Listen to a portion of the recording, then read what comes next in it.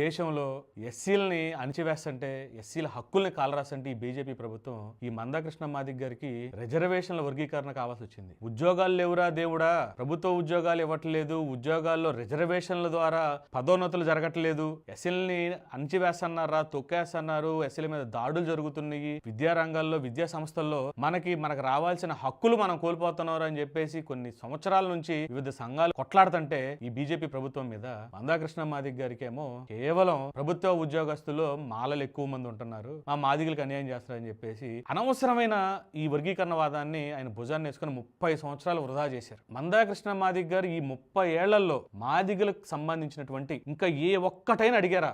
ఏ ఒక్క ఏర్పాటు మాదిగలకి ఇది చేయండి, లేకపోతే ప్రత్యేక స్కూల్స్ కావాలి, లేకపోతే స్కూల్స్ లో మా మాదిగలు సరిగ్గా చదువుకోవట్లేదు, కాలేజెస్ లో వాళ్ళకి సరైన వసతులు లేవు, వీటి మీద ఎప్పుడైనా మాట్లాడారా? వర్గీకరణ జరిగితే మాలల కన్నా ముందు వరుసలో ఉంటారు ఉద్యోగాలు లేకపోతే కాలేజీలో సీట్ల కోసం. అంత మాత్రాన విద్యా వ్యవస్థ ఏమన్నా మారిద్దా? నెత్తి మీద కూర్చోబెట్టుకుని ఏమన్నా పాఠాలు చెప్తారా? నెత్తి మీద కూర్చోబెట్టుకుంటే నేను ఉద్యోగాలు ఇవ్వడానికి ఇదే వివక్ష, ఇదే అంటరానితనం ఇప్పుడు కొనసాగుతుంది కదా. మందాకృష్ణ మాదిగ గారు మాదిగ జాతికి మంచి చేయటమేమో గానీ 30 ఏళ్లు మాదిగ జాతి అలాగే ఉంది. ఈ వర్గీకరణ ఒక్క అంశాన్ని భుజాన్ని పెట్టుకుని 30 ఏళ్లు మాదిగుల్ని అలాగే ఉంచేశారు. నిజంగా తెలివైన నాయకుడైతే మాదిగులకి ఈ 30 ఏళ్లలో ఇదే నరేంద్ర మోడీ దగ్గర ఏడవటం కాదు, మాదిగులకి ప్రత్యేకంగా ఒక 20,000 కోట్లో 10,000 కోట్లో మాకు కేటాయించండి అని చెప్పేసి అడిగేవాడు. నాయకుడికి ఉన్న లక్షణం అది. లాంటివి వదిలేసి కేవలం విద్యలోను ఉద్యోగాలను, ఉద్యోగం రావాలంటే చదువుకోవాలంటే తల్లిదండ్రులు పంపించాలి, స్కూల్స్ కి పంపించాలి, చదువుకుంటారా నాయన అని. వాళ్ళ ఆర్థిక స్థితిగతులు మారతాయి. ఎలా మారతాయి? మీలాంటి నాయకులు ఈ మాదిగ జాతికి ఏమైనా ప్రత్యేక రాయితీలు ఇవ్వటమా లేకపోతే ప్రత్యేక ఏర్పాట్లు ఏమైనా చేసే విధంగా మీరు కొట్లాడుంటే ఈ 30 ఏళ్లలో